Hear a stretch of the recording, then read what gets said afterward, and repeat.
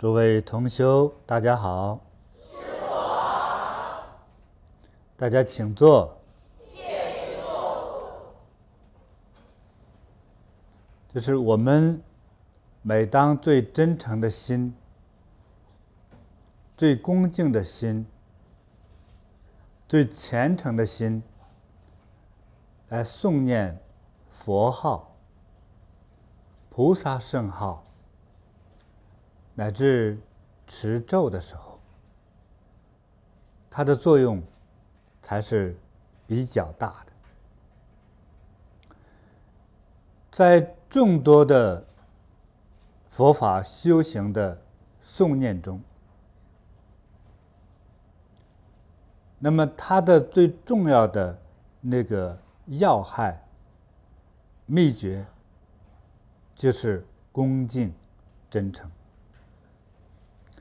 之前我总是讲在就是真诚真心，今天又加了2个字叫恭敬。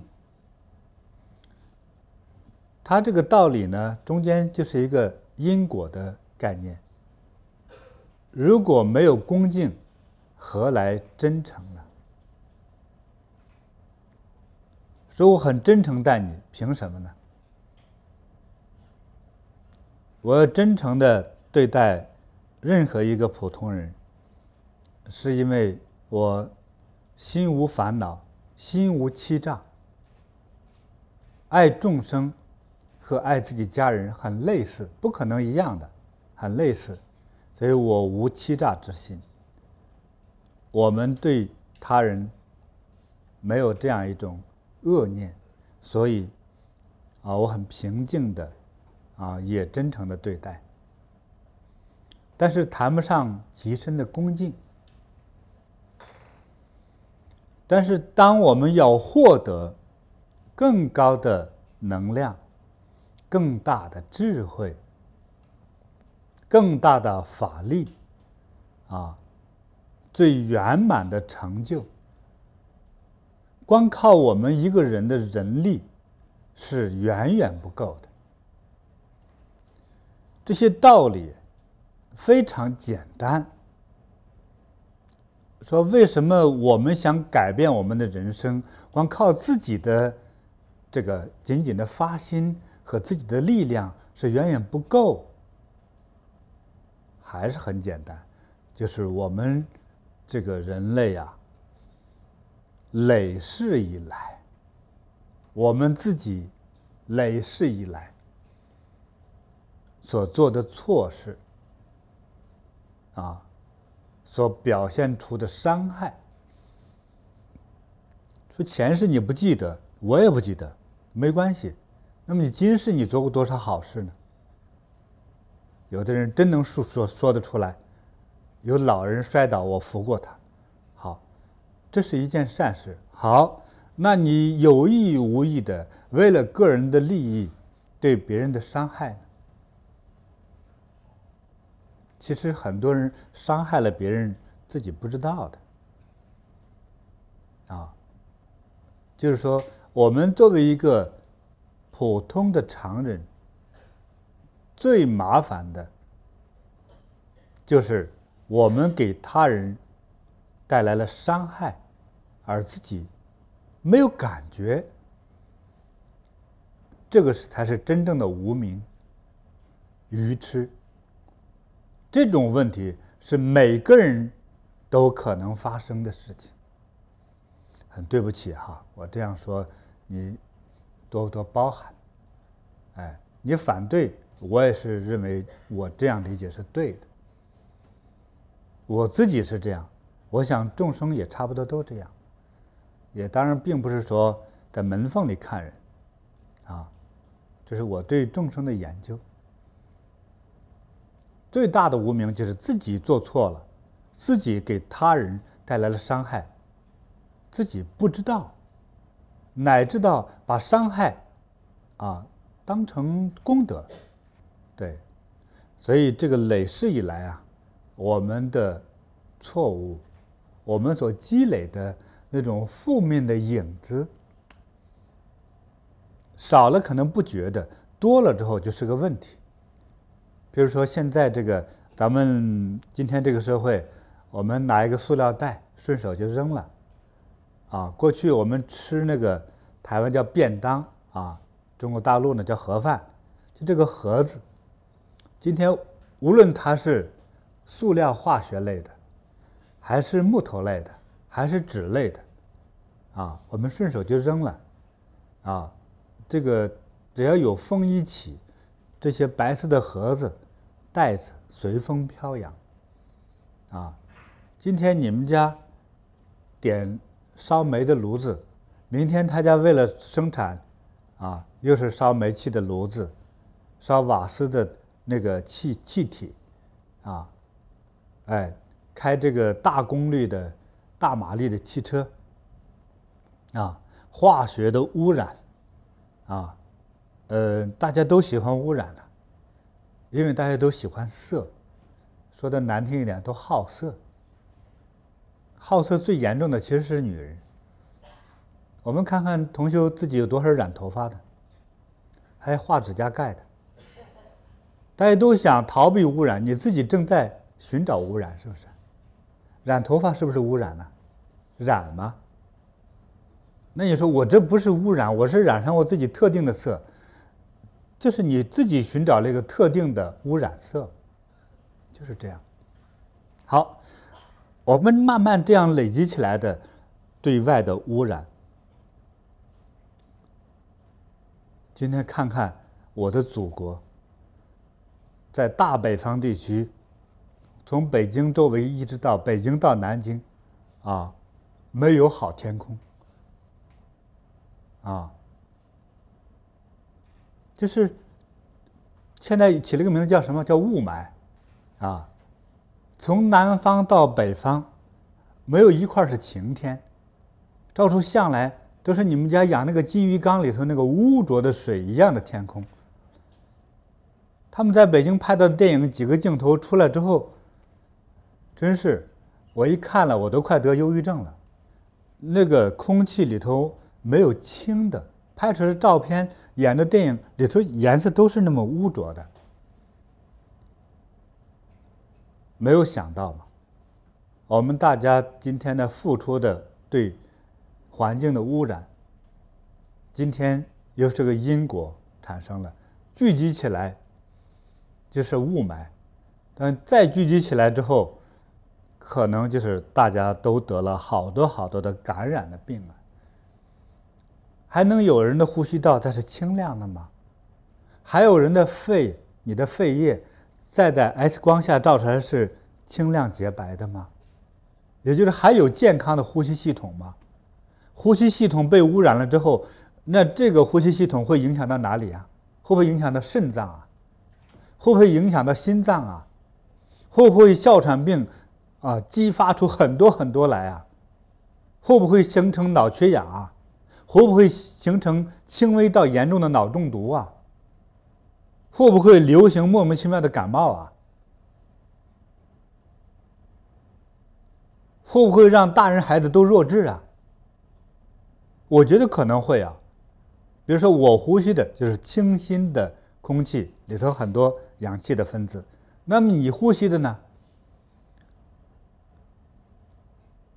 就是化学毒品 ABCD 啊，整个脑子成塑料的了。他人能不糊涂吗？所以当我们每个人付出了一点点污染的时候，最后变成整个的世界都被污染了。好，我们累世以来，我们今世杀几个人，杀几十头牛，杀几千只羊，啊，当积累了100世，就是你所杀过的众生，如果全部排列在这个大地上，能一个人啊生活100世，你杀过的众生能把整个台湾岛全部铺满，啊，就是遍地尸体都是你干的。那你杀他，给他的子女，给他带来多大的痛苦、恐惧、伤害、痛苦？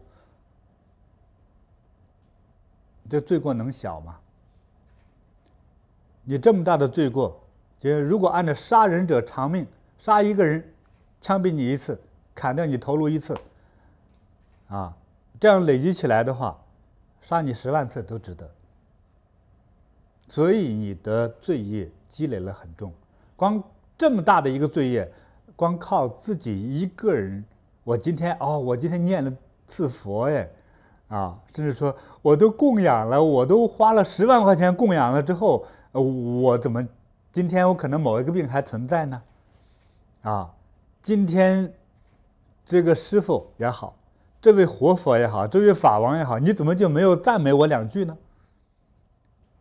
他没发心，他没好好修行，还长那么丑，又没钱，你还经常赞美他，我怎么就得不到赞美呢？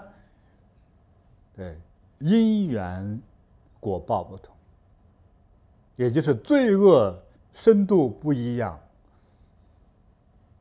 我们无论今天发多大的心，我们和我们的罪恶相进行平衡对比的话，我们千万分之一的罪恶，我们还没有把它进行对比掉，没有把它抹平，它是不平等的。所以人心的罪恶感当企图消除罪恶的时候，我们还有我们的业力、我们的虚荣心、我们的嫉妒心，再一次犯罪。所以我们在修法的时候尤其是在《金刚经》今天我特别地请来了《金刚经》简称《金刚经》《金刚经》开篇有4句偈，我看看是怎么读的。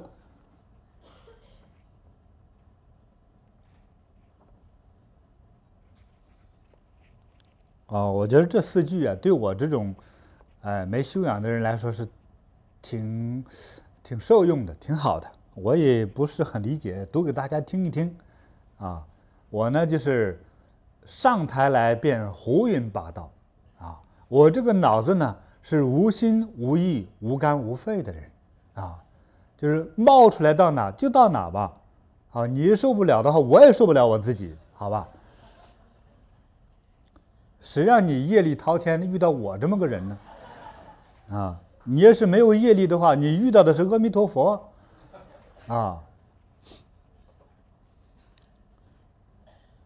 开经偈这样说：无上甚深微妙法，百千万劫难遭遇。我今见闻得受持，愿解如来真实义。我们一般读经可能读得多了也无所谓了，像我们小时候背诵某某主席的某句话一样，那背了之后什么意思不知道，管那些呢，反正老师让背这过去我们在读个小学最初的时候，老师总是背诵为人民服务，为谁服务人民是谁老师就不知道就顺口溜就过去了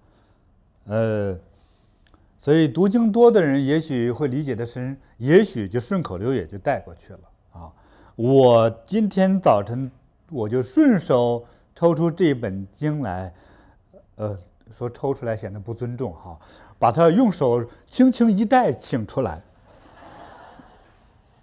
我先打开的就是开经偈这4句话：无上甚深微妙法。无上说它的好处它对我们的利益它对我们的帮助哇，真是太宝贵了无法形容的宝贵，称为叫无上无上不是没有上，不是没大没小是实在太高尚了，才称为叫无上这个词汇甚深，实在是很深奥的。这个法就是解脱之法，微妙是指不可思议的，不容易理解的。所以我费这么多口舌，快把我绕进去了你也不一定听得懂。所以我们经常是听师父讲法，听的是云山雾罩啊，这个本来是有点忧郁症，听完了之后变成精神病了，真的是不小心把自己绕进去啊。希望这个忧郁症的人听完我讲课，希望就没有任何精神的问题，希望变成一个普通的常人，看山是山，看水是水，饿了就吃，困了就睡，好不好？所以这个佛法这一句话多么深啊！第一个代表了无上，代表尊贵、难得啊，极宝贵啊，甚深微妙法啊，这已经其实这句话都说清楚了，不可思议，不容易理解啊，因为太容易理解之后呢，也许每个人就早日觉悟了啊。这种哲学的概念或者超出哲学的概念，我们不容易理解的啊。越是这样，我们越在这些字眼上去下功夫，用这些字眼和自己的心眼相呼应起来下功夫啊。百千万劫难遭遇啊！百千万劫这句话说的都是白话呀，而不是梵文了啊！大家都听懂了吧？就是非常难得的机会，我们遇到它，会，比如说拿我自己来说，我遇到佛法就是因为我得病呗，哎，就这么简单，听起来就这么简单的这么一个机遇。反而疾病是我闻听佛法、学佛法的一个机遇，是不是和你也类似啊？是吧？哎，有人说我就图个好找工作，啊，也有人就说了，看有些大师啊，呼风唤雨，顺手就能把人病治好，我想找这么个工作，啊，我就来了。这样来的人算不算也是一种因缘呐？这个因缘算是正因缘还是负因缘呢？欢迎哈，欢迎到这儿来找这种工作啊！怎么会有人这样想呢？真有人这样想吗？是我自己乱猜的吧？真有人来想找刚才我说的工作吗？举起手来。有哈，真是有不怕死的。我今见闻得受持。什么叫受持啊？可能大家理解的比我理解的还真实啊，我就乱说吧，啊，所以我今天我看到了，我得到了，我听到了，啊，不管我有没有理解到这个经典的最真实、最正确的意义，但是见者便沾光，啊，闻者便得法，啊，对。供奉者便开悟啊，是这样的一种概念，不怕你不理解，就怕你不理睬。有缘见到他了，能够去抽空就读一读，啊，拜一拜，敬一敬，哪怕把它当佛像供起来也是可以的。啊，佛经，我们想到和佛身相比，真正一个立体的佛像，我们还要装藏。通常把经典装进去，啊，礼佛如礼经，啊，这个所以礼拜经典也是非常好的，啊，所以我无论是否能理解最真实的意义，但是我只要靠近它，我只要去诵念它，我只要去看到它，就可能沾光，因为它是佛经，啊，是佛陀。这个根本让众生觉悟的经典，它的不可思议之处就是说，如果你的诚心到了，你理解不了它，但是佛经本身也会让你理解了。我这样说，大家能理解吗？对，就是我好笨呐，我根本不认识这个字，没关系。你的诚心到了之后，这部经典你自己通了，就是这样。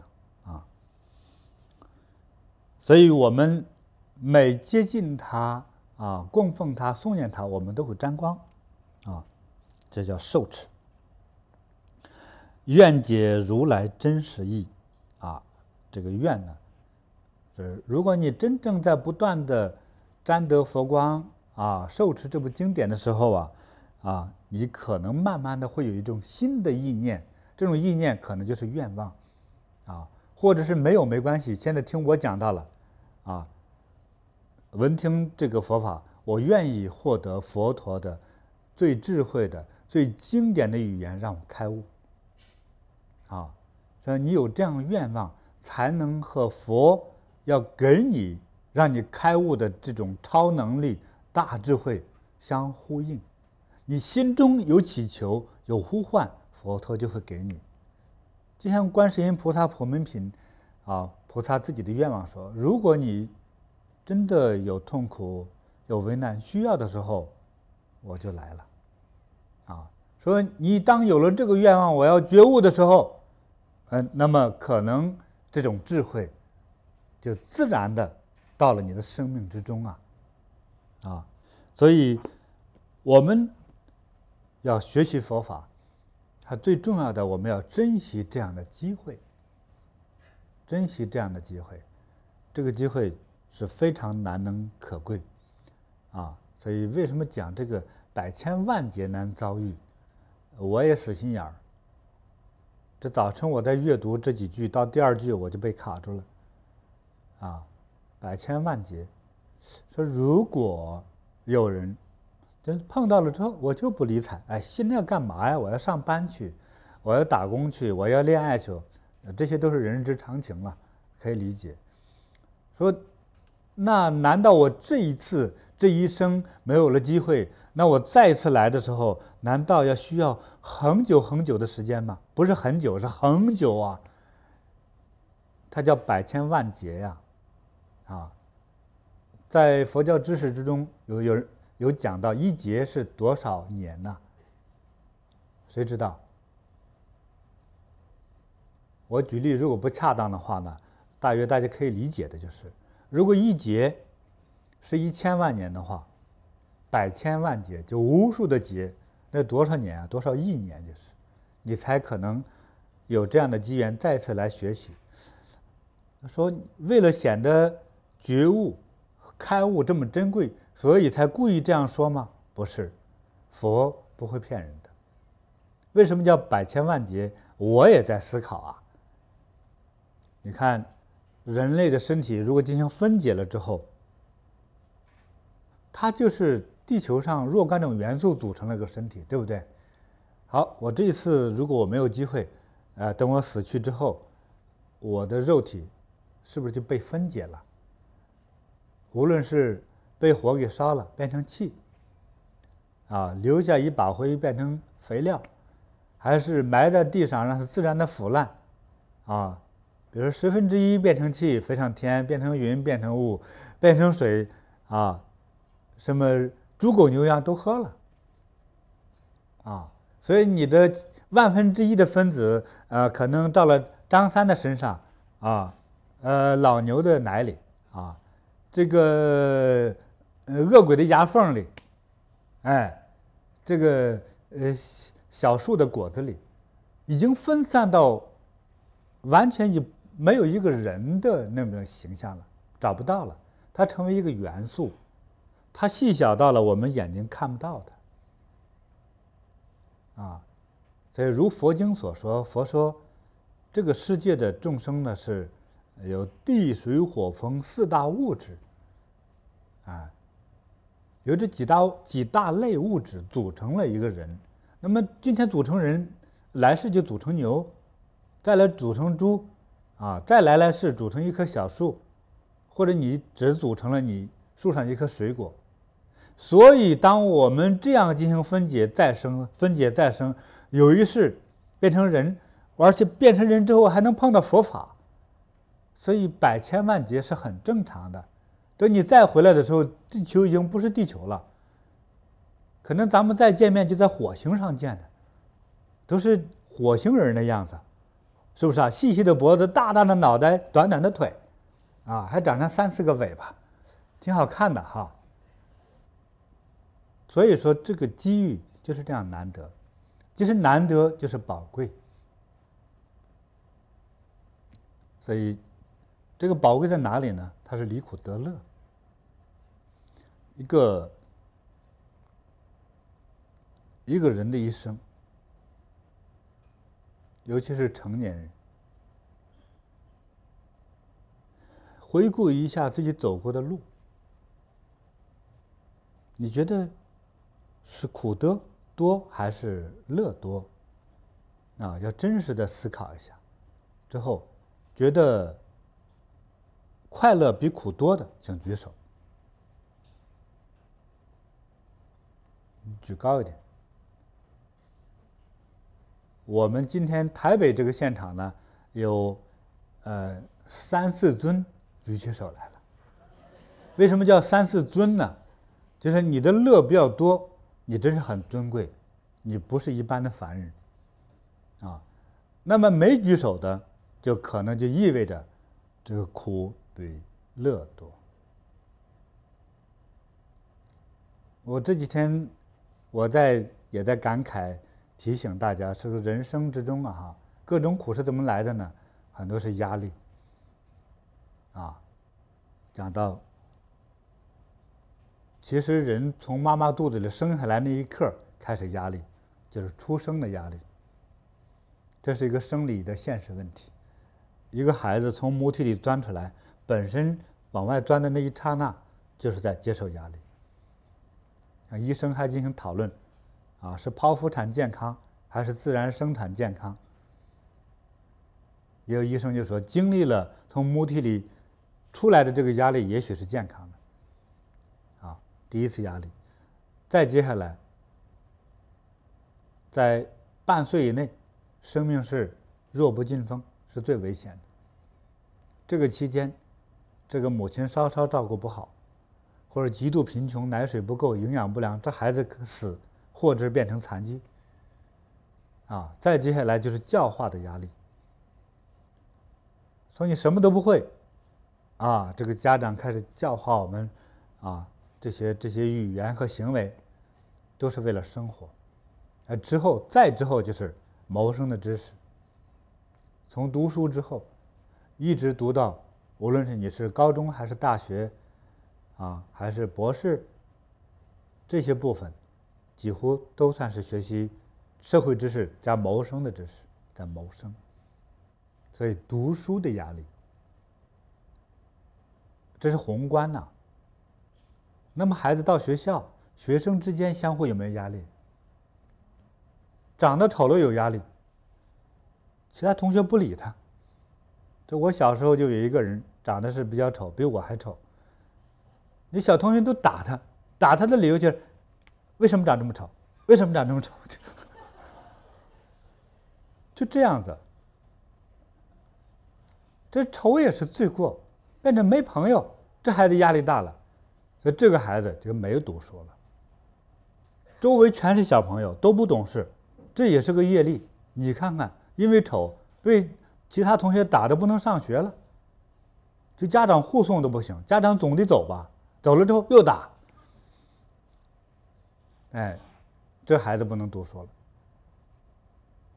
所以长相、身体健康状况，会不会和其他的小同学融合？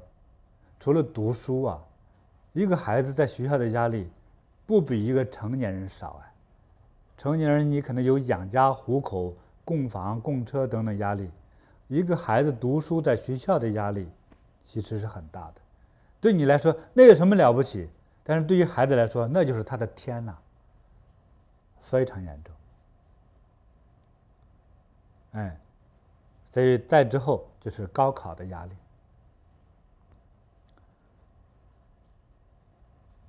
说考到好大学，毕业出来的学生，找工作可能方便一些。在台湾，稍微有点名的大学，咱们给他做广告，是哪一个？台大还是太大台大，台湾大学是吧？你不去读，觉得没面子，读个从名分上来说更低一点的，孩子压力大。就遇上我们脑子就不开窍，可能是大智慧，但是读书就不行的人，这可就惨了。你说的是8流大学，我也考不上，这怎么办呢？不管未来有没有生活的出路，压力大呀。对，这出来之后恐怕找对象也难，找工作更难，找不上对象不能幸福的生活，找不上工作，干脆不能活，没有饭吃，不能养活自己，何况什么孝敬父母、养活家庭都没有，压力吧。不管你读得好读得坏，在工作之中没有能力，工作中做不好，老板会辞掉你，工作的压力。你好不容易长大了，好不容易混个家，不管你是女的想方设法把自己给嫁出去了，还是男的连蒙带骗的混个媳妇回来，这个房子又成了问题，对不对啊？刚给幸福的合不拢嘴，接下来就是永远撇着嘴，房子。所以一个长大的孩子天天玩耍的孩子，看着父母亲供房子，觉得你们太世俗了，一个房子把你们压得呲牙咧嘴的，等自己要结婚的时候，这个房子能逼死你，是不是啊？这人怎么这么坏，把房子弄这么贵？没办法，不管谁好谁坏，现实就这样子，你不接受也不行啊，你又总不能住这个水桶里头吧？我还真这么想过，我要晚上睡觉，找个大破汽油桶，上头钻2眼往外看就好了，往那一坐多好啊！像金属蒙古包，是不是啊？到哪去都不用坐车，滚就完了。所以家长们滚，好，滚，就好像开车了，走了，但是刹车很难。而人生就像坐在这个油桶里头刹不住车，没有办法。是压力也好，是随波逐流也好，真像一个自然滚动的水桶，没人刹得住车。一切一个压力接一个压力，一环扣一环，无处可逃，对不对？好不容易骗个房子，骗个媳妇，再骗着她怀孕生个孩子，孩子不出生前埋怨媳妇，好不容易出生了之后呢，这爹妈就死定了。现在养个孩子比养10头狼狗还要贵，这比养4个老婆都贵，这个孩子是不是啊？你花了钱买牛奶，还买的是毒牛奶、假牛奶，对不对？这个不知道，你真的怀疑说，我这孩子喝了奶之后是变成牛，还是变成羊，还是变成鬼？好危险！我不细讲了，每一步细究的压力太多了，担忧恐惧太多了，这就是人生。这一生不容易。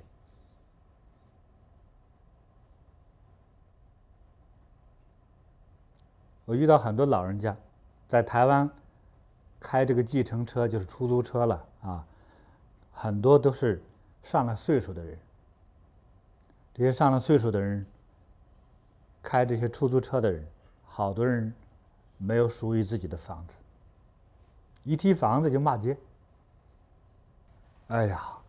所以我说这个人所以我们为什么要说有这种机会，说难得有机会学佛？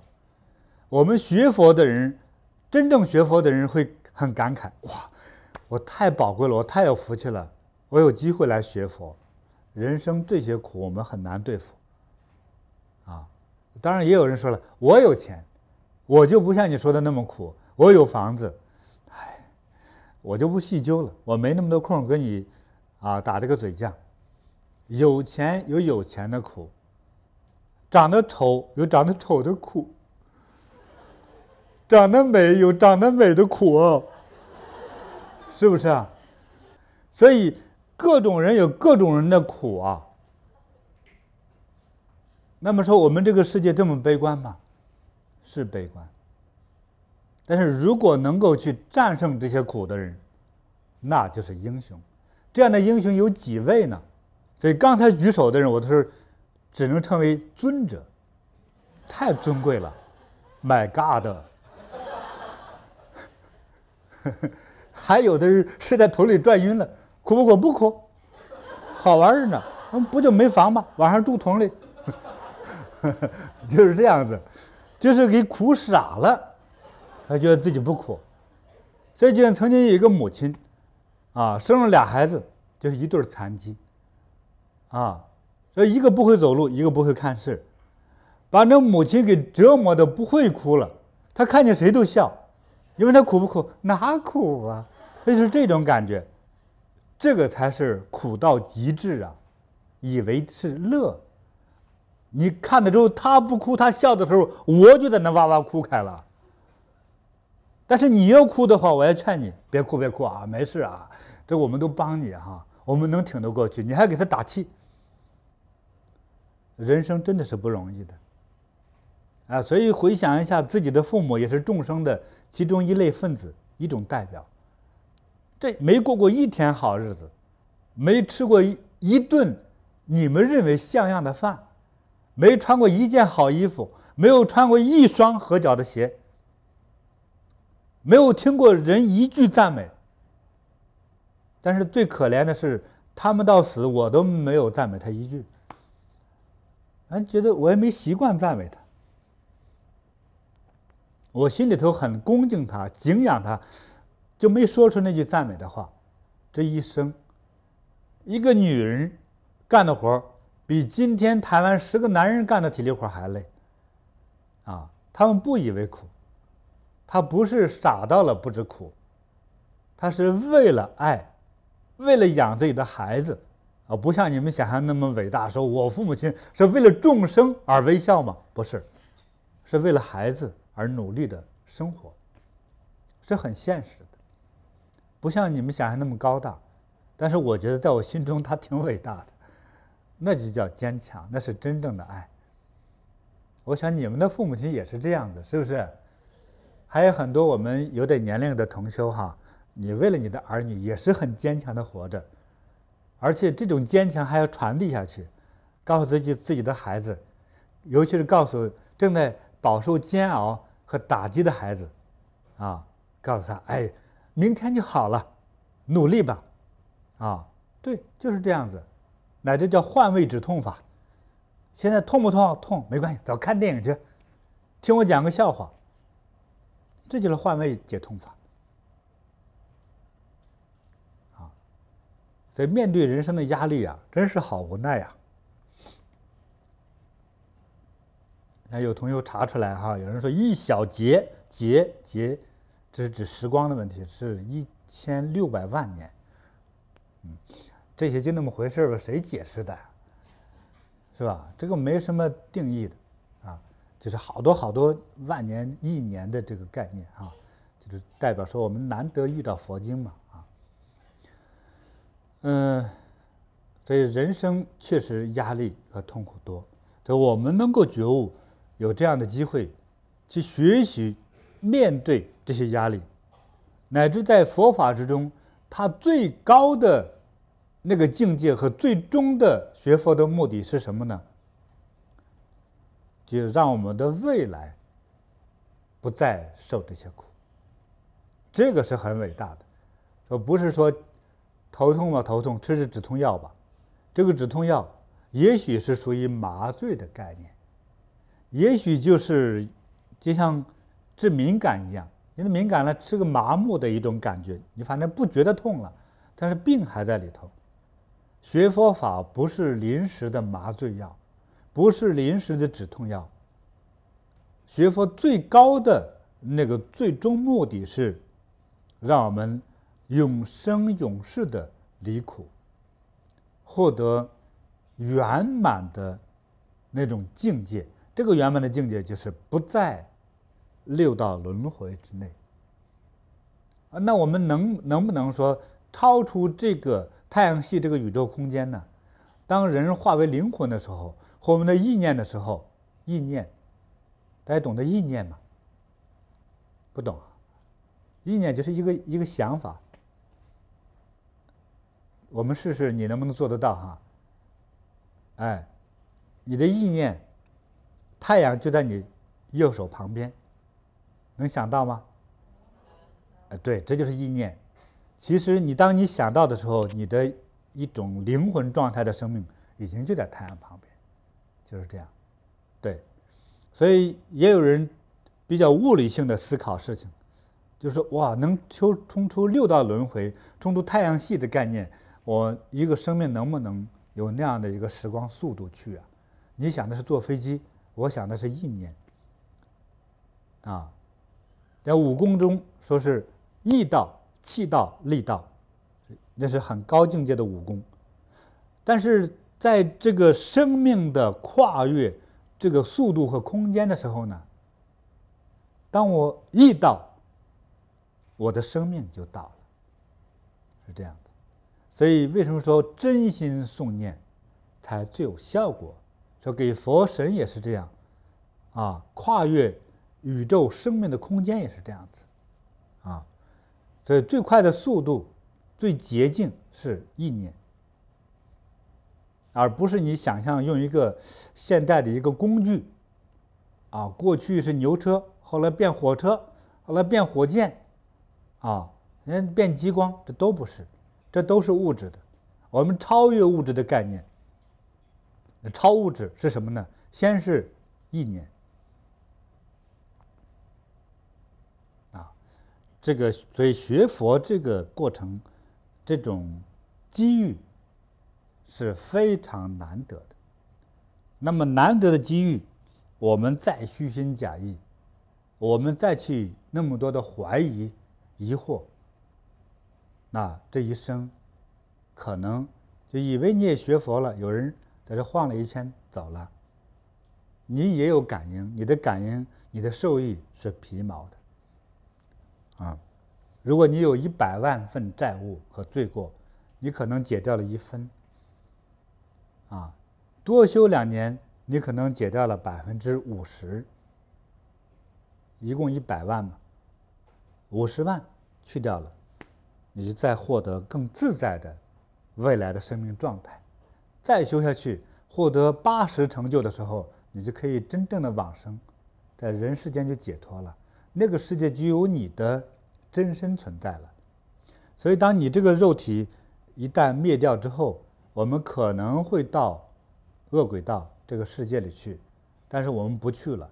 所以，我们的生命灵魂不是往下坠，地狱在下面，它是浊气嘛，浊气下沉，清气上升。什么是清呢？这与我们修行啊，我顺便就说到这儿，就讲到这儿。是心中啊，灵魂没有那个沉重的污染，也就是罪恶感。你没有了这个报复，你没有了这份业背在身上，你就轻的。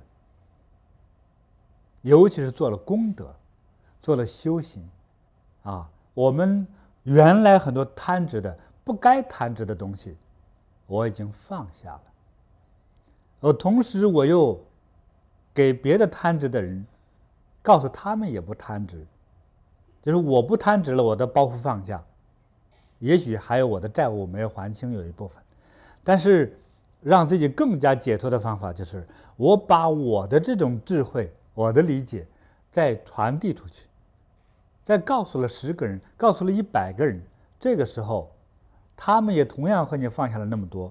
遇上悟性高的，他放下的比你这个教师爷放下的还多。那么他们的恶业消除了，但是你传递法的这种功德就产生了。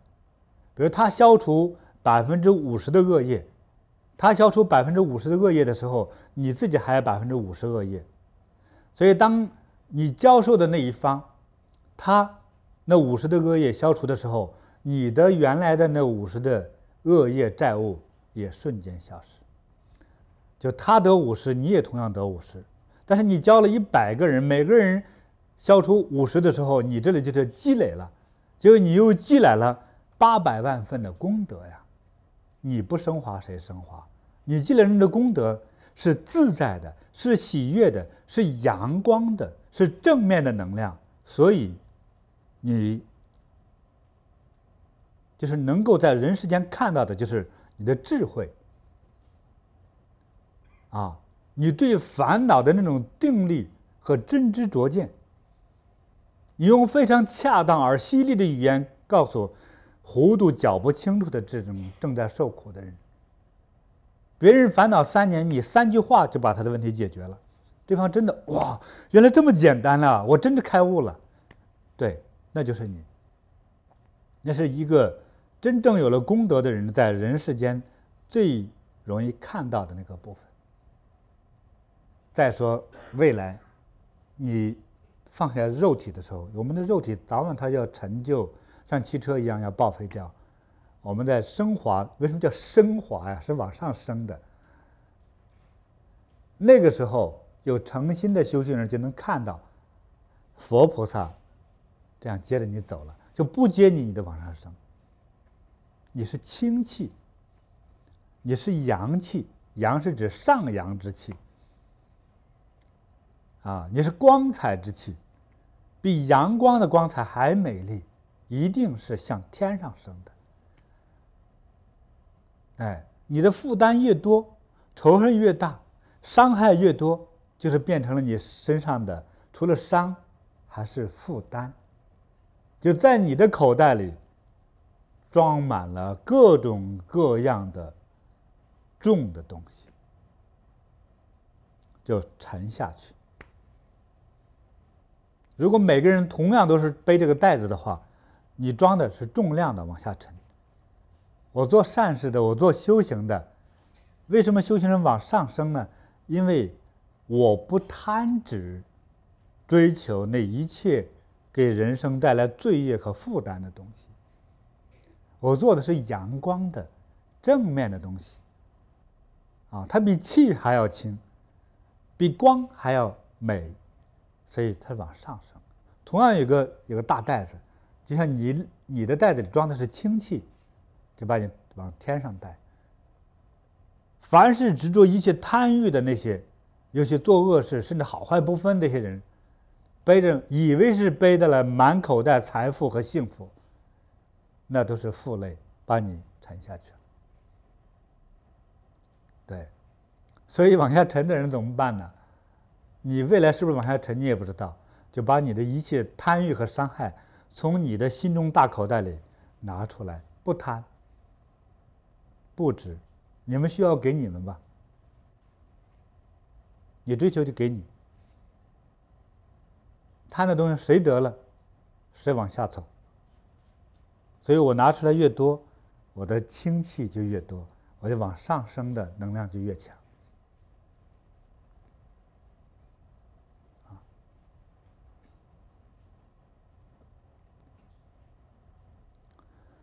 在修行的境界是很深，就是为什么讲的无上微妙法啊，这里面好深好深。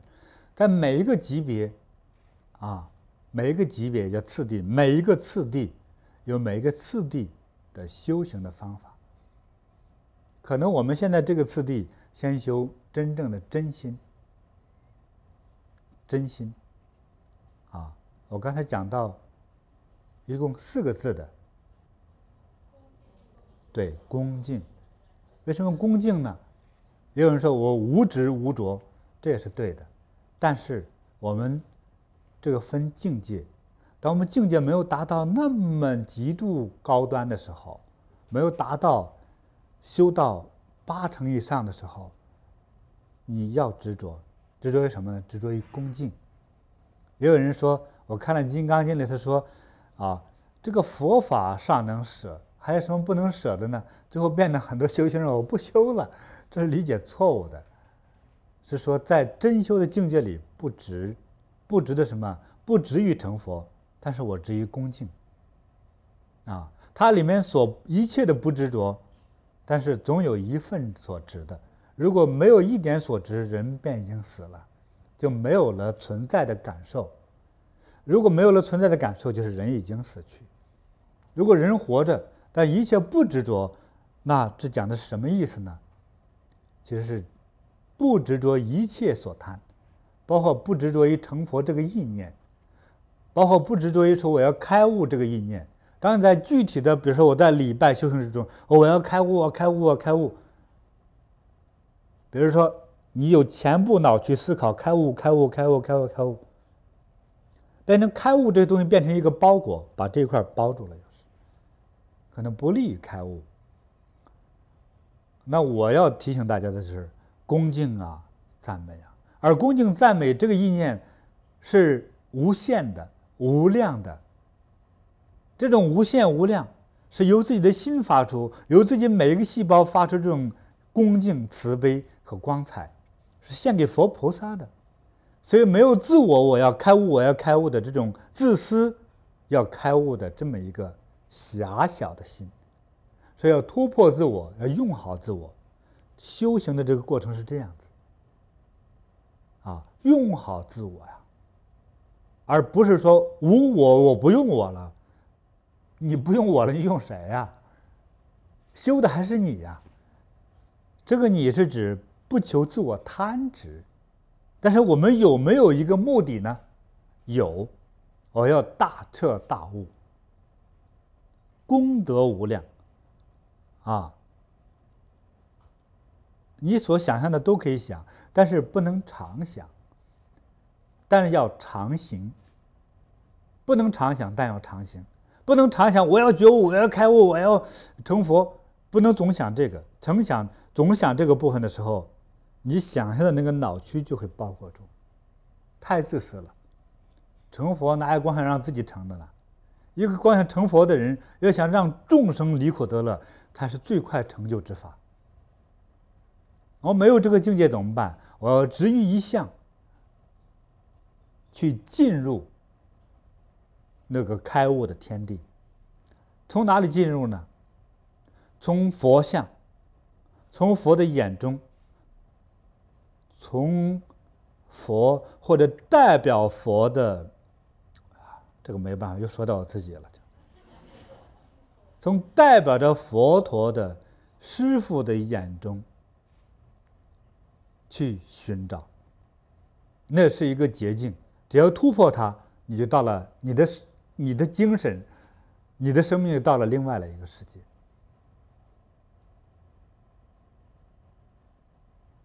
这一定要在具体修的时候，别总想着自己，先学会的是恭敬。所以我前面我教大家念佛，恭敬、赞美。有的人在翻译这个文殊菩萨的话的时候，翻译的很特别，说如果这位修行者取悦于我的话，取悦于我，用这个词，我就会让他获得我喜悦的智慧光芒。今天如果让我这句话从我嘴里说出来，就变得有点不太好听了。那换一种说法呢？说如果这位修行的弟子，如果能让我心生欢喜自在的话，我便将佛陀的光芒传递给他。如果他把他的恭敬真诚之心打开全部的话，那么我所给他的也是全部。如果他把他的心两扇门只打开了一扇的话，那么我的光芒没有办法全部进去。如果进去需要更久的时间对，所以我提醒我认为我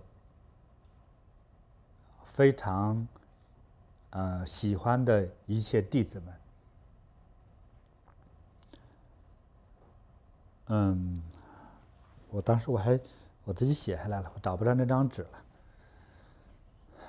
就不该拿东西讲课呀，命就是大愿大觉悟。换一种说法叫做愿大觉悟大，智慧大，能量大，心胸大，成就大。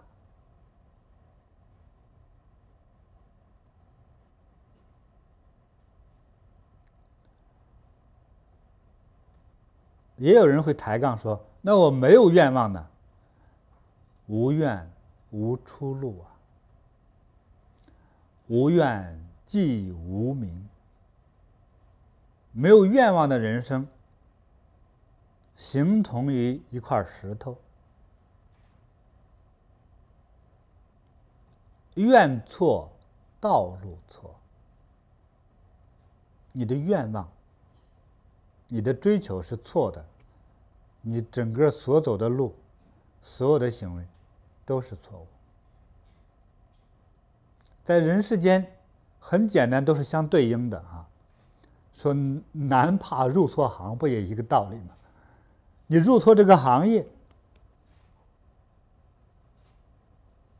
你将来你要做这个行业，比如说你的行业是屠夫，你注定了一生就要杀生，对不对？我的入的行是什么呢？读书育人，当先生当老师，那你要做的事情就是育人教化。说未来我要成佛，我要做菩萨，那就是你所有的行为都是慈悲的，将慈悲，将佛光，将柔软，将呵护给一切有缘人。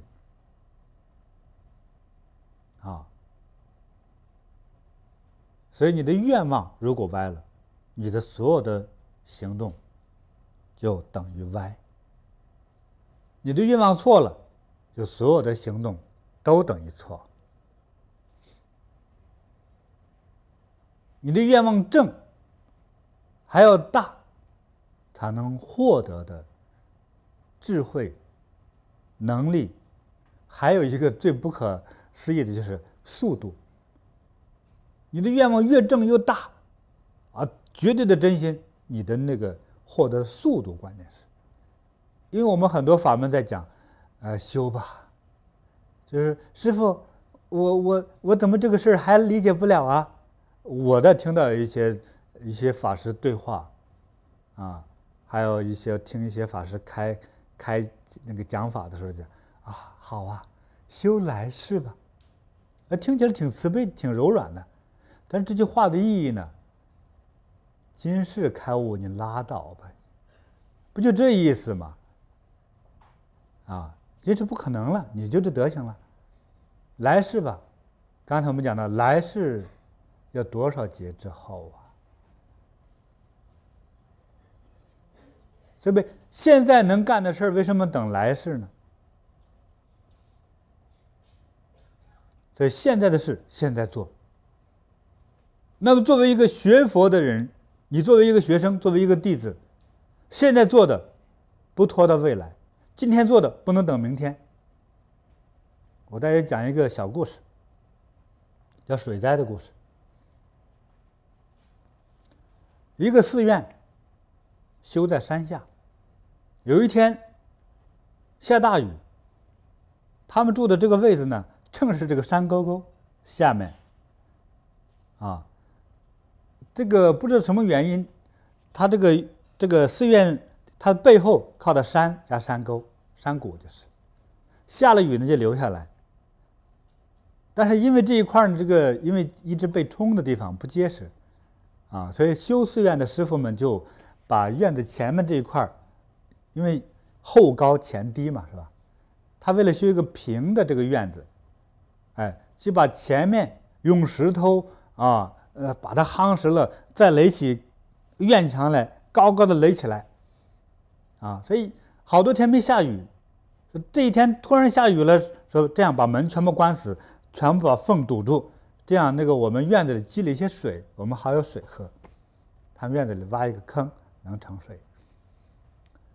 就没想到这个雨越下越大，水越积越多，院子填满了，而且院墙垒那么高，都快浮到整个院子墙外面来了。很多这个僧人呢，就全爬到这个庙的屋顶上，爬上屋顶的人觉得，这个寺院这个在晃这个师傅呢爬到另一个屋顶上，就有人问师傅，你说怎么我们的屋顶在晃呢？这个另外一个师兄弟读过禅经、坛经、六祖坛经，六祖坛经里对话说，不是屋晃，是你心晃。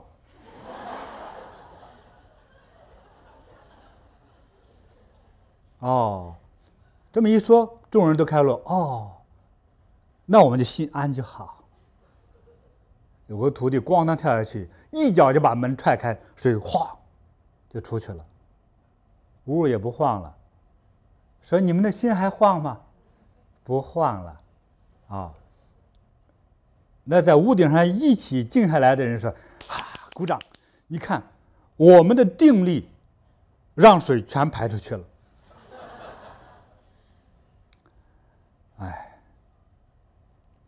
师父就在那微笑。所以我想信愿行要真实，要真的去面对。有愿要有行，少废话，多修炼。少扯那些不着边际的所谓禅语禅话，以为开悟了，如在塑造空中楼阁一般，痴人说梦。佛法是让众生离苦得乐的，而你在这个得乐的时候，本来就企图将自己的真实的苦去掉，但是当不断追求的时候，而追求的那些神光鬼化你追的是这个东西今天能救这个寺院的，是你认为好水也好，恶水也好，多了，这个房子也塌了，人就死了，这个东西没了。干点真事儿，少废话，多修行。发心是干真事儿，不是干假事。虽然说这一切世界是因缘和合而成，但是在修的时候，修的就是具体的人物是非事件，所针对的就是发生在你眼前的这些障碍。怎么样把这个障碍去认识障碍和解决障碍？这房子要塌了，一切都要毁了，还要在那儿临死都不能面对真实的真相，还在那儿以为自己开悟了，他不知道自己将要漏下去了。面对真实真发愿者是真行动者。今天我真修也好，真做也好，我今天我去替人说法，替人消灾，替人解难教人觉悟乃至当然修道场都是为了度众生而做的这一切的工作，这都是很实实在在的别执着那些绝对虚幻的东西。觉悟建立在真实的人所需要的这个烦恼这个事情而来没有真烦恼，就不会真觉悟。所以我也提醒我们的一切弟子们，如果没有烦恼，谈不上觉悟。是真烦恼，真觉悟；假烦恼，假觉悟。从人世间的社会学来说，我们真知灼见的面对人类的烦恼和打击乃至灾难，我们觉悟了，我们才有信心、有办法、有智慧，去将这些问题解决好，让我们活得更有信心，更有能量。至少我有信心面对这些烦恼，因为多少人碰到这些烦恼，真的压得要死，谁都会碰到的。无论你修不修，修会更明确的感觉到，真发心发大愿，要想快速成佛的人，你的烦恼和打击来的就更加疯狂。因为你累世以来，你的累世加起来总是超过10万年吧，10万年所犯的错误那太多了，也够判刑10万年了。那今天你要解脱，你不作为囚犯了，不作为人世间继续受苦和做坏事了，你要解脱，冤亲债主和阎罗王总是要控制到你在这里，就不让你去觉悟。那这个法又如此的珍贵，你的愿望说我要叫快速成佛，当有了这样的机遇的时候，是很受折磨。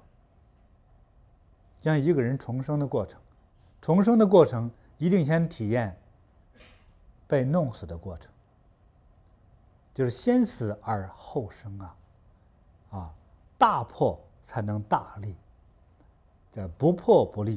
就像我们小时候长那个毒疮，它刚长出来不觉得怎么样，就是痒，还不能弄破，所以医生就说不到治疗的时候，等到时候脓水全部自己化了破出来了，这个也就好了，这个疮疤也就好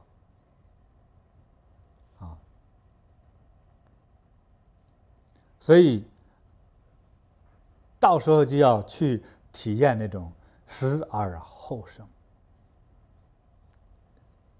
如果死而后生的概念是觉悟的生，觉悟的生的话，能把你的贪念贪执放下的话，那也叫做凤凰涅槃再讲的土一点的东西就是毛毛虫变蝴蝶的过程。你前世是个虫，好好修如果能突破那个蚕茧，那个蚕茧可是一道一道的万虫丝网把你罩在里面，你能把它咬破，把它挣脱出来的时候，你就是蝴蝶，你就是凤凰。当然凤凰之前是乌鸦，是烧鸡来着，它不是凤凰。要修到变种，我希望就是人由贪婪邪恶的人类之种变成佛种，你需要死一次，还要死若干次。就像《西游记》的唐三藏，没把他弄死吧，吓死也吓死了81回了，他才能觉悟。有很多人吓不死，就折磨死了，对不对？特别折磨人。你看这妖魔鬼怪把人折腾的，谁都想吃他。如果你呢，面对的都是生命的威胁，受得了吗？好多人是不堪承受生命的这些压力呀、恐吓呀、威胁呀、贫困呐、病痛选择于自我了结。好多自我了结是他的意识意念之中已经没有路可走了，好可怜。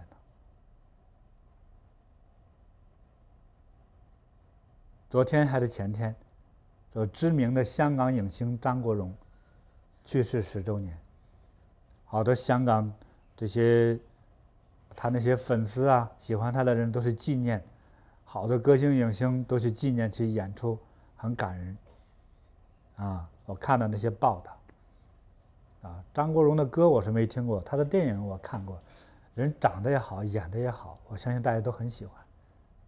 这么一个外在形象这么好，这么知名我相信他的经济状况和比一个普通上班打工的百姓要宽裕一些，怎么会选择自杀呢？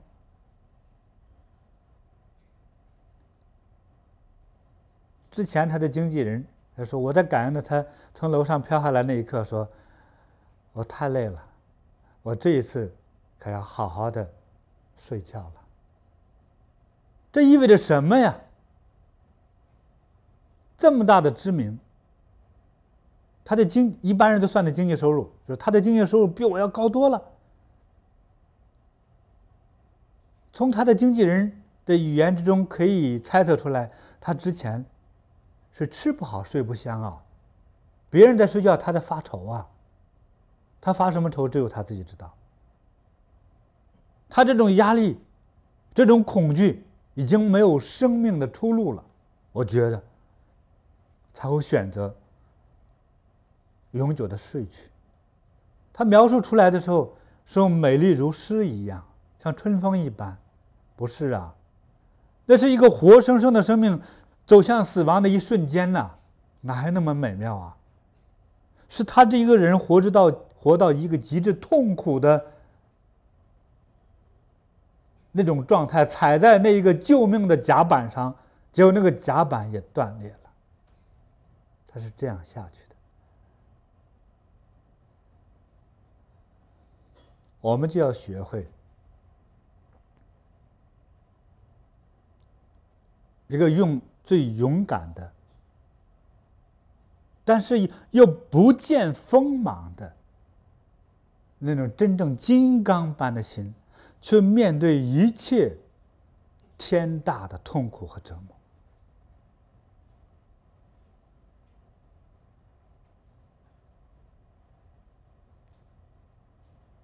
因此，我才不怕死亡的编出了《金菩提圣经》，像傻子说话一般。我不怕苦，我的歌声最美，我长得不太丑啊！就喊这些话。有人说，有一个智慧者给我留言说，这是一群懦弱和傻子的圣经。对，我相信我是个懦弱的人，我也代表着世界上有多少人真的不能承受人世间的打击和压力。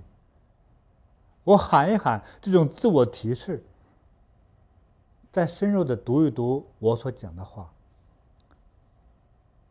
那个信心就在一念之间产生了天翻地覆的变化。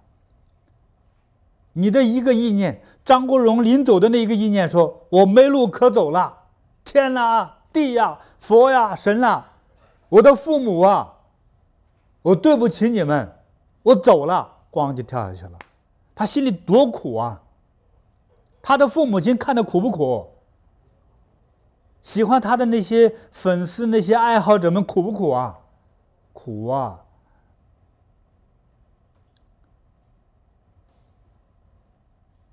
有一个人说，师父，如果张国荣早点认识你，念念咱那个傻帽金菩提圣经，可能到现在还在为大家唱歌，还在为大家演电影。生死就在这一念之差。我觉得我能活，我能挺过去，我是世间最强壮的人，我就是人世间痛苦的勇士，你就会大大方方好好的活下去，把你的家庭支撑起来。作为一个男人，作为为人父者，你的孩子啊，看你就是你这个房子的那个栋梁啊，如果没有了你，这个家庭就完蛋了，就塌了。我们要对人要有责任。一个男人，一个父亲，不能选择自我死亡啊！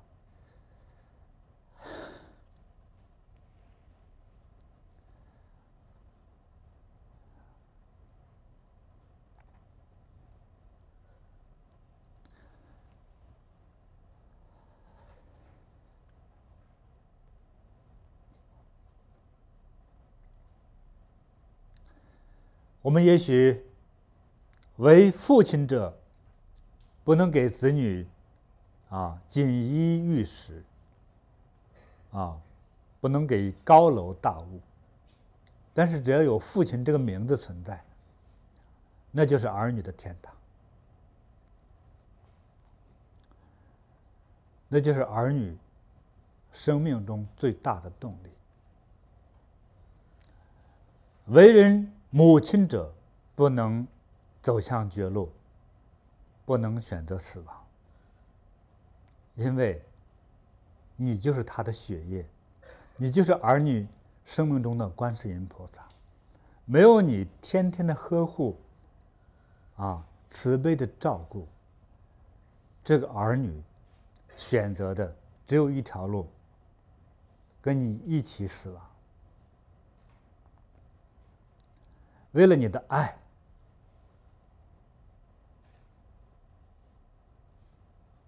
为了让人世间少一份感天动地的痛苦，为人父母者必须要用最坚强的心面对生命中一切的苦。如果能量不足，请念那个傻帽金菩提圣经。我相信念一次，这一生你都不会选择死亡。我也感觉到，我在最年轻、最小的时候，我也面对着很多痛苦、压力。当我第一次去感受佛说天上地上唯我独尊，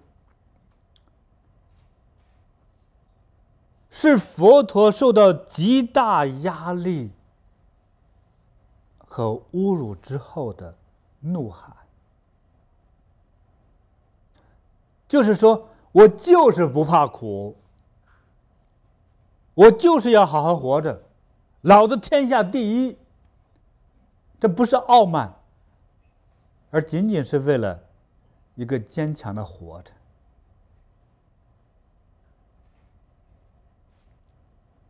要有这么一句话支撑着自己的生命，就是因为这一句话，让我乃至让很多人企图几乎走向了生命边缘的人，获得了金刚一般的天地，也使得我有胆量向我自己，向所有的有缘人，敢大声的、敢平静的向你们表达。请一切有缘人和我一起说出来：天上地上唯我独尊。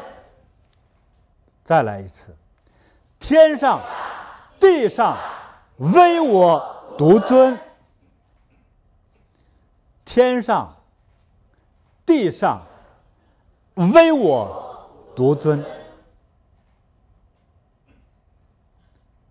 希望你在没有骨气的时候，你备受打击的时候，你失业的时候，一个为父亲者失了业没脸回家见儿女的时候，是你悄悄的一个人喊喊这句话，只要你敢喊出来，你就是一个伟大的父亲。你的困难已经在这一句生命的咒语，这个像佛光一样的闪烁下，那么这个磨难已经被破除了，你的生命的路一下就铺在了你的眼前。这就是佛陀赐给我生命的咒语，今天也传递给大家了。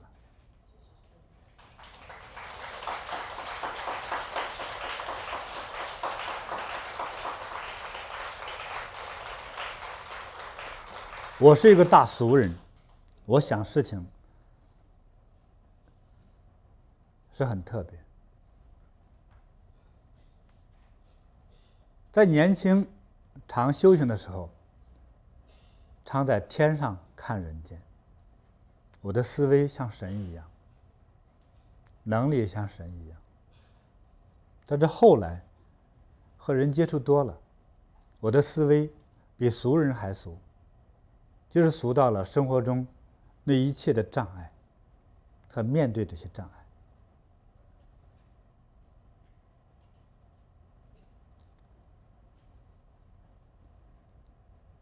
我们不要怕苦。我们刚才说了这么多人间的苦，我发现了一个规律：人世间它就是苦，对不对？它人世间就是苦，我怕它又有何用啊？就不怕了。原来苦就是人间的真相，那我要改变苦。你以为是苦，我以为不是苦，我要去战胜这些苦。我要用好这些苦。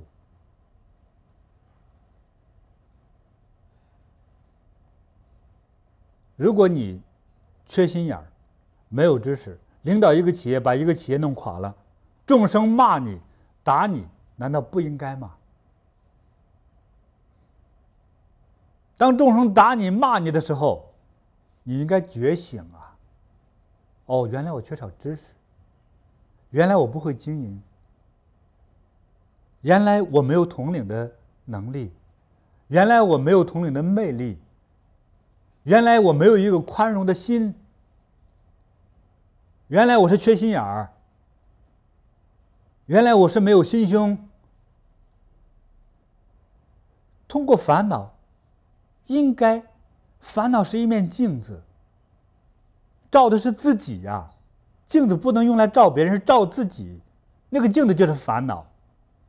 这别人为什么骂我、打我呀？原来是我这方面真的有缺憾，真的没做好，我真的没出息。那我怎么办呢？我们不能傻瓜似的说，我就这么傻，我就这么没出息，怎么着吧？那别人继续臭扁你呗。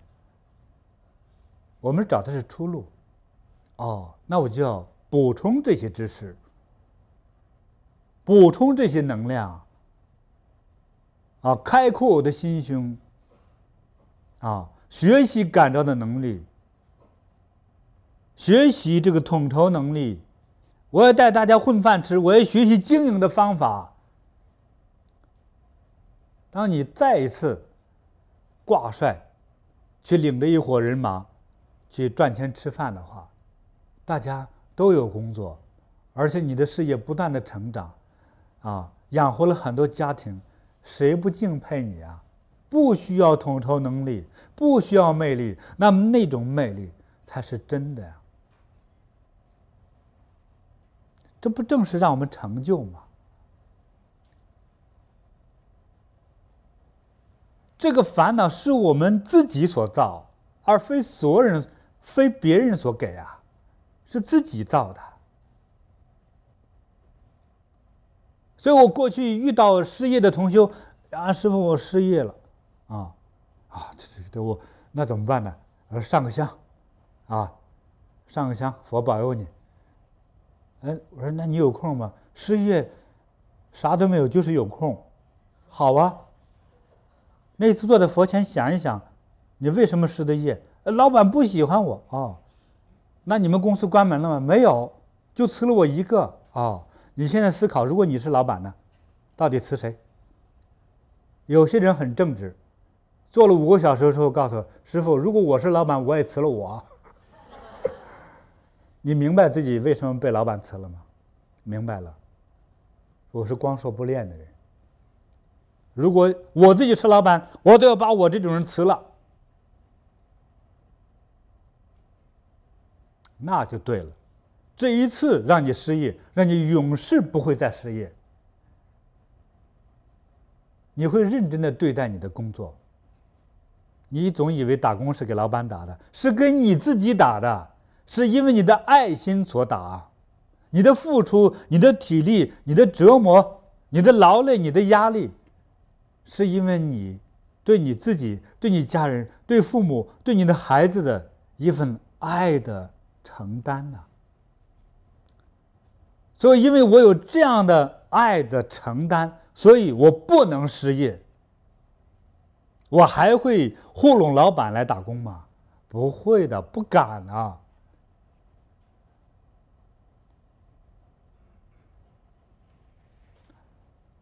我妈就没失过业。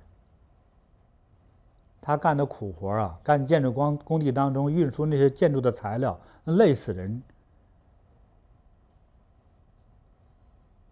在这干活之中受了伤，干那么苦的活的那个机构还把他给开除了。开除了之后，他又找着工作了，自己拉个破车子，去捡那些垃圾垃圾。怎么会失业呢？他那个爱的责任，怎么能让自己失业？我只是拿失业这个事情来说事儿而已。所以不要以为烦恼都是别人给你的，去怨天尤地埋怨别人，一切皆是自己内在的外在体现。如果没有任何理由的话，那就是业力，那就是最终的理由。只有让自己更好，更有责任，更有智慧，更有耐力，更有爱心，更能承担，更加坚强，你才可能是一个好父亲、好儿子、好员工、好老板、好艺术家，乃至好的佛弟子。我们都会在误解，说我要修佛，我要出家，不在这么三界内啊，超出五行中，躲到山里去，这不是佛，那是学习的过程。而学习完之后不能总学习啊！你说刚才说台湾哪个大学最有名？告诉我，台大。你不说台大好的，我就赖着台大，我一直赖到退休行不行啊？你除非你是老师。如果你是学生，赖在学校不出来，那大家把你当学生妖怪，成精了你都。你在大一读了50年还没毕业，还没升到大2，是不是啊？好不容易升到大2，你人的命都结束了，你的生命等于结果就是二虎吧唧的，这是没有头脑，没有智慧，没有承担，是个傻瓜。一直躲起来在读书的人，是永远都不能毕业。永远都不能毕业的人，其实是没信心。就我等于啥学都没上过，我都这么厚脸皮的活着，我还活着自己给自己打气，啊，天上地上，为我独尊他奶奶的，啊。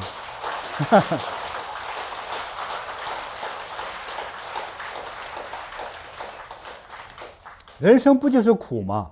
我也偶尔感觉到苦，但是我不追求苦，我也不追求乐，和你的境界又不同。所以学佛的境界分若干个层面，若干个台阶。你要离苦得乐，我不求乐，因为求乐便有苦啊。我既不求苦，又不求乐，甚至当然也有时候无事生非，既求苦啊。吃个苦瓜，吃点辣椒，把自己辣得直跺脚，啊，这个觉得挺好的，给自己一点负面的感觉，不正是在珍惜着不挨辣的那种平静的感觉吗？自己平静撑的没事干，找人吵架，对不对？所以体验一下平静是多么幸福。到后来，其实你们追求的平静，我连平静都不再追求。去给予。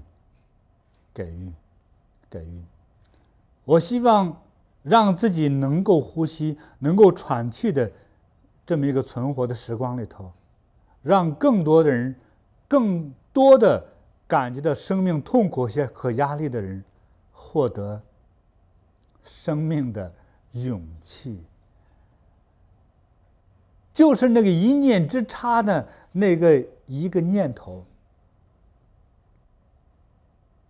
我才发现，原来这个念头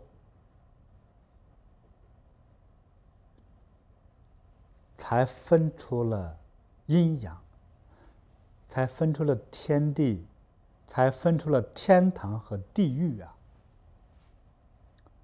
我真是非常崇拜，我非常崇拜我最至高无上的大恩师释迦牟尼佛。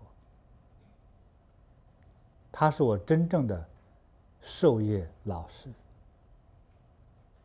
在我修法过程之中，我的法是他传给我。我现在没喝醉啊，我也没被附体啊。如果是附体的话，还是金菩提扶了我，扶到我身上来的。这还是我，这是我真实的感受。释迦牟尼佛受的大恩师、大导师、永生的导师。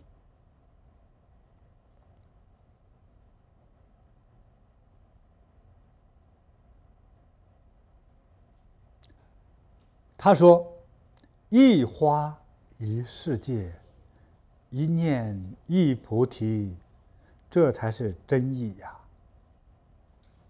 用在生命最关键那一刻，你觉得自己完蛋了，我要死了，你真的就死了。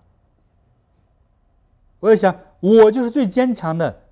想一遍不行，想到108遍的时候，你真的就最坚强。你的方法已经有了，这是一个极特殊的魔咒。只要去诵念它，最多108遍，光明的佛路已经铺在你的眼前。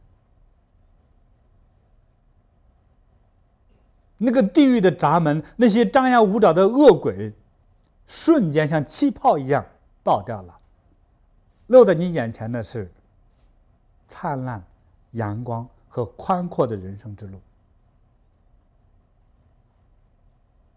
就是这一念之差，就是我这个傻帽金菩提圣经它真正的作用，不是我智慧，是伟大的佛的智慧呀，教授给我的。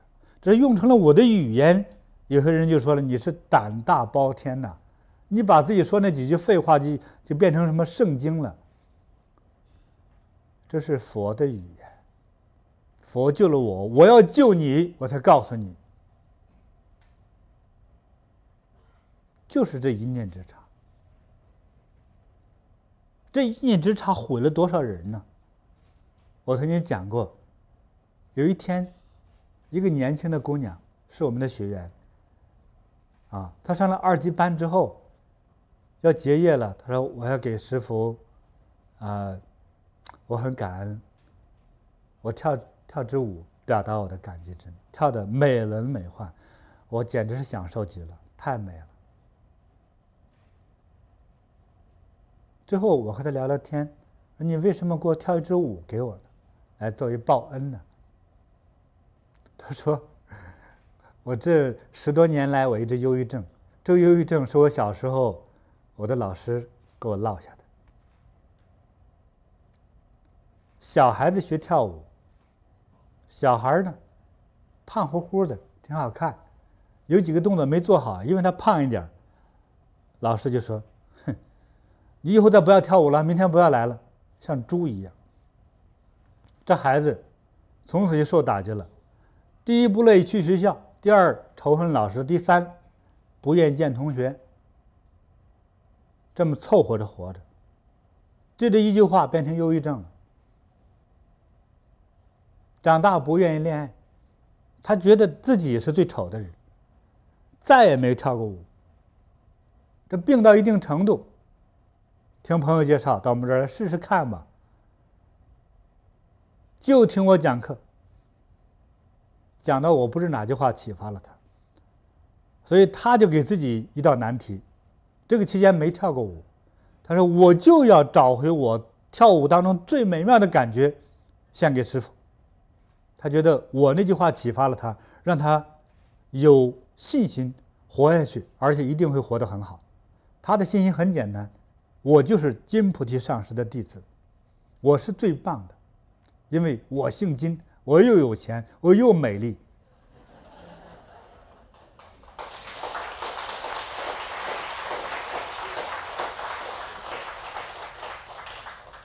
你真有钱，他没有多少钱，因为我讲过，富贵在人心里。你是一个家财万贯的大富豪，你有几百套房子往外出租，你心里若是贫穷的话，你的生命算卦算来，你是要饭的命，乞丐命。大富大贵的命是富在人的精神境界里的，精神境界的富贵才是真正的富贵。那么精神世界当中的富贵能够变成世间物质的真富贵吗？能不能？能。如果你真正的是我的一个弟子，你不但得人间富贵，想求得一切不是妄想之法的，你都能得到。富贵呀、智慧呀、聪明啊、健康啊、魅力呀、能力啊，这些都会有的。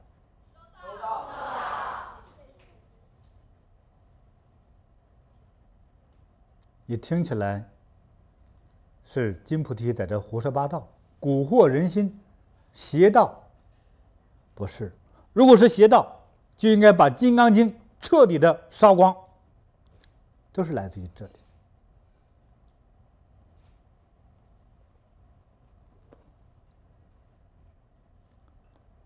叫有心无相，最后到无心无相，无法无天。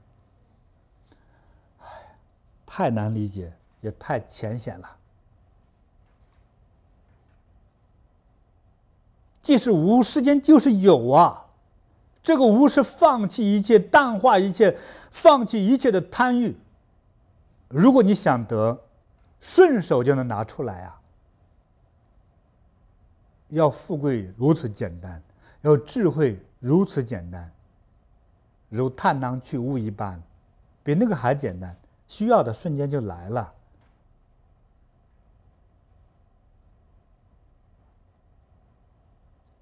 说天空为空，是因为你眼拙。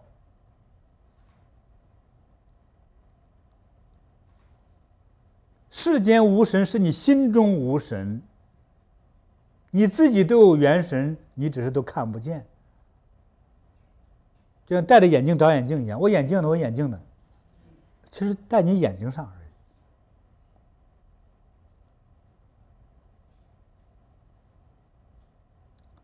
很多孩子不怕赔钱，是因为你没赔过，这是第一。第二个，你赔的钱不是你自己辛辛苦苦赚来的，是你老爸赚来的，当然你不心痛了。不怕是无知。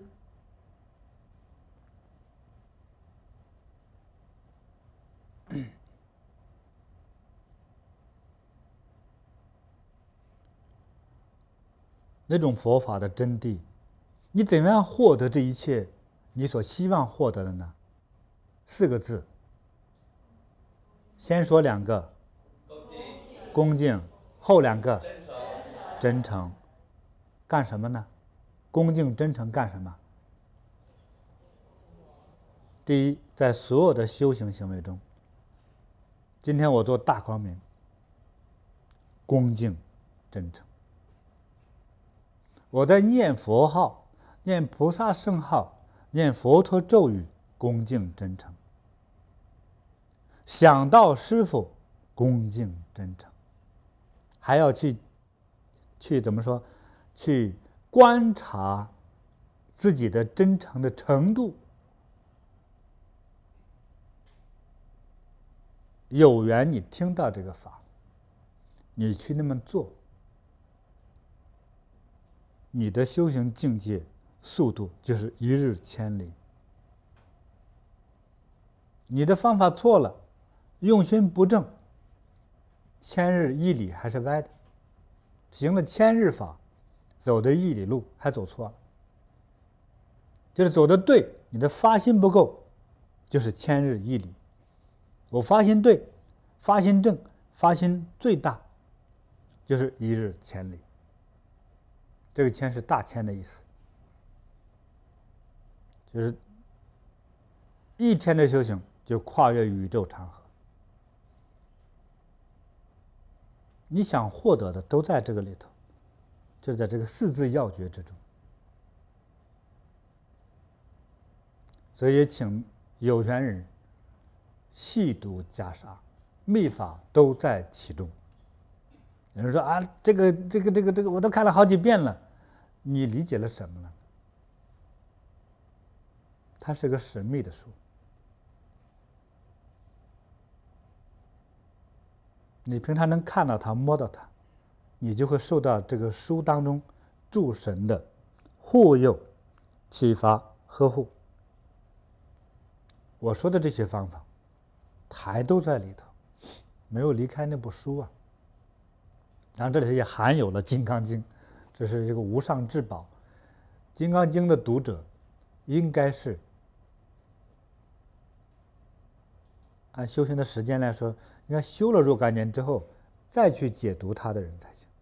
初级学佛者不能读，吃了它就是毒药。要修到一定的境地，有了一定的高度见识之后，才能去读它。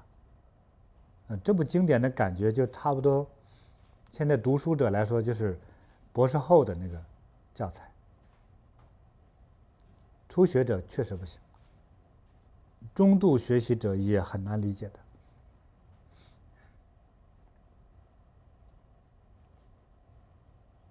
它的金刚就在于无形无相啊。像观世音菩萨，在人体上，它是个女性的身体，女性和男性比就是柔、弱、轻。它表达还要自在，所以大自在。心经里还在讲观自在菩萨，自在。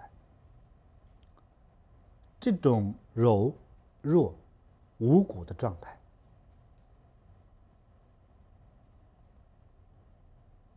哪有金刚之说？连钢筋都没有，铁皮都没有，连薄薄的塑料硬壳也没有，那是什么呢？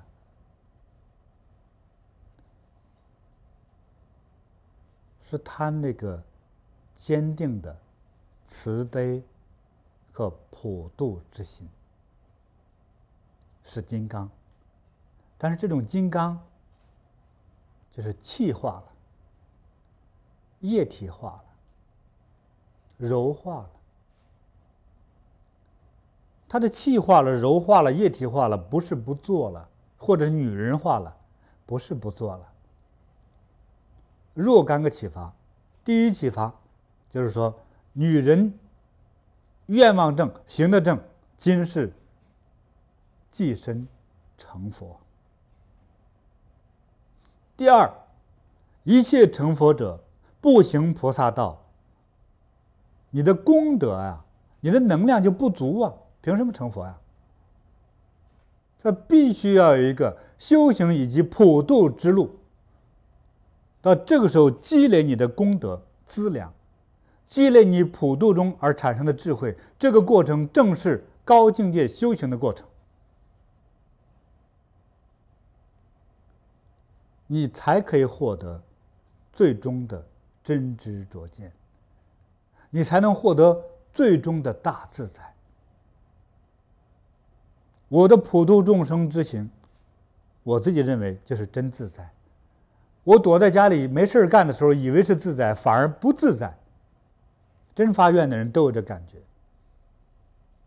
所以有时候我们的无明产生的时候，业力产生的时候，就是我干活又让我干活了，好烦人啊！行啊，你真给他放假1个礼拜之后，他就痛苦的要死；1个月之后，深度忧郁症。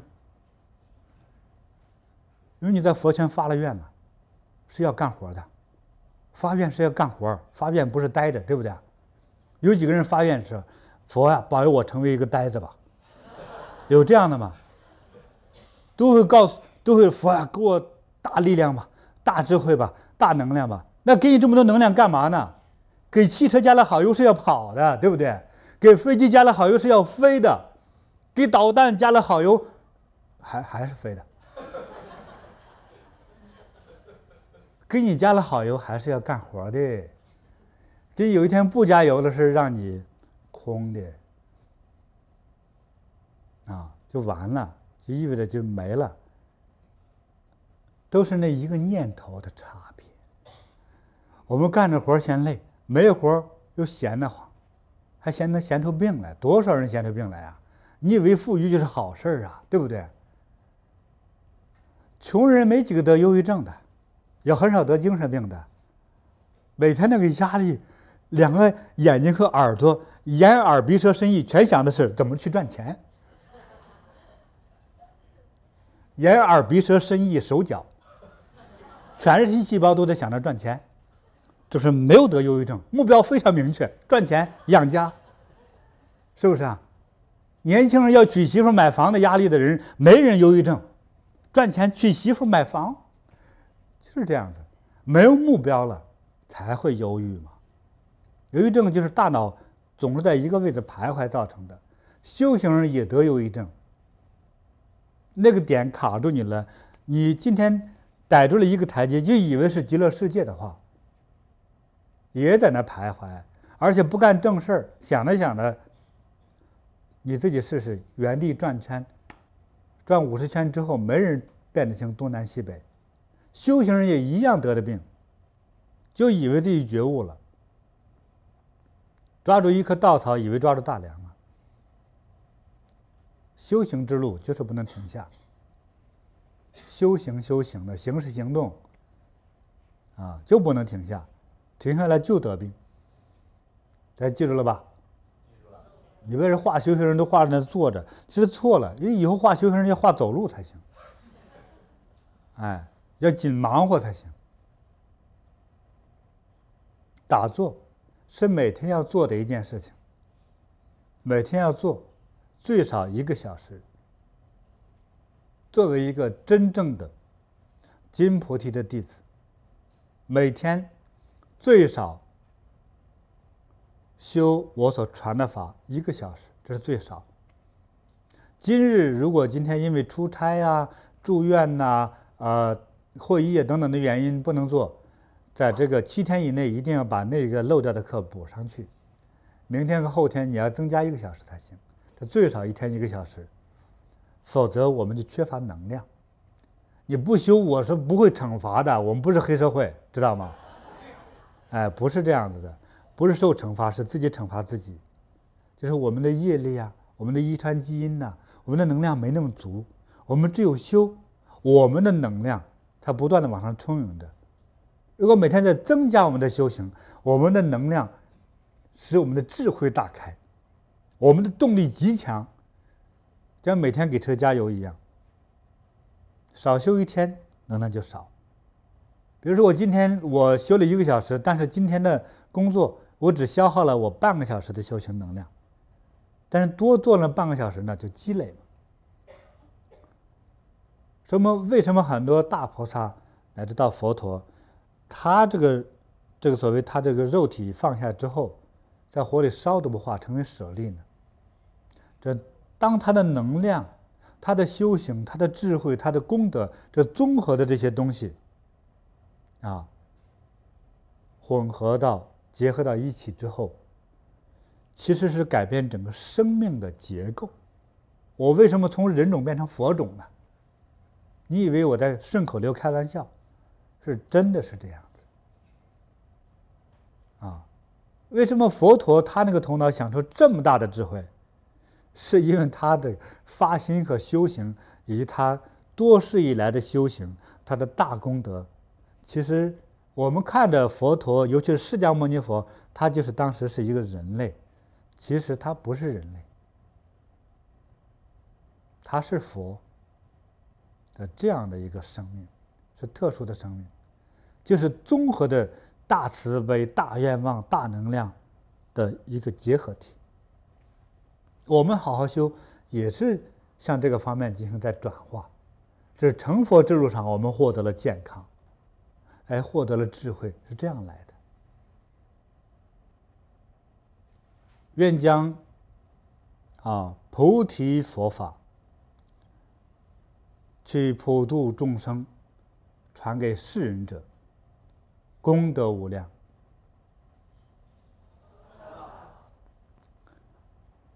传播袈裟这部书，进行经常诵念、受持、印刷、传播，这样的人功德无量。注印传播1000本袈裟者，永不下地狱，消累世一切罪恶。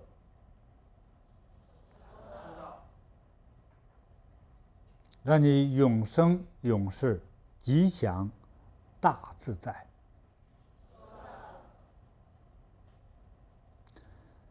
一切发心弘扬、供养、修建、助印菩提这个机构往外传播，帮助大家的，从建立道场、塑佛像金身传播我们所讲法的这些书籍光碟网站的这些都会获得诸天神的呵护保佑，让我们遇难成祥。我相信是这样的。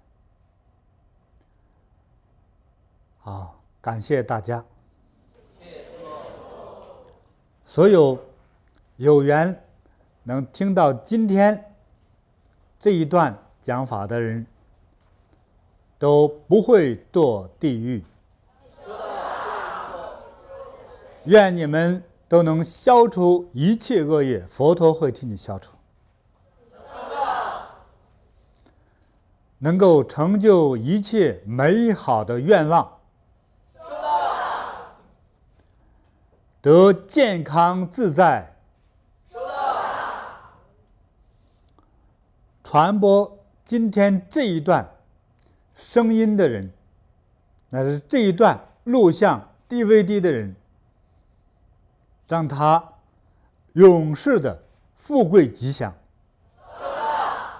谢谢大家。